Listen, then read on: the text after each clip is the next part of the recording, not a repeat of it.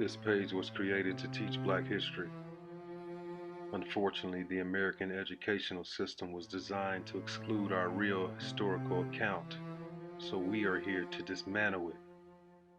It's time to enlighten those of us who have been kept in the dark. I too was a Black man who didn't know enough about our own history, so I began to dig deeper and do my own research. I want people of all races and cultures to join together to learn our history as one. Here, I will share all of my findings. Please share and support Teaching Black History. The story of Lewis Adams. Lewis Adams was born on October 27, 1842, and was an African American former slave in Macon County, Alabama. Little is known of Adams' early life. It is known, however, that despite having no formal education, Adams could read, write, and speak several languages. He was an experienced tinsmith, harness maker, and shoemaker. He was married to Sally Sarah Adams, with whom he had 16 children. He was an acknowledged leader of the county's African American community.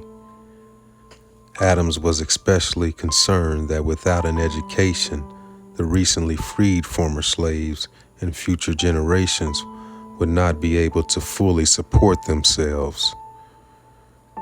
There were no institutions at the time to teach them essential skills. In partnership with a white former slave owner, Adams established a school in 1874. In 1880, Adams was approached on behalf of two white candidates seeking election to the Alabama Senate. He was asked what it would take to get the votes of the community's Black citizens. Rather than requesting or accepting personal gifts, a common practice, he made a deal with the Democratic Party in Montgomery, promising to secure the African American vote if funding would be provided for a normal school for African Americans at the Tuskegee. He and a banker, George W. Campbell, another former slave owner, skillfully convinced the Alabama legislature to begin funding of $2,000 annually for a Negro normal school in Tuskegee, starting in 1881. Lewis Adams then recruited and hired another former slave, Booker T. Washington, to become the first principal.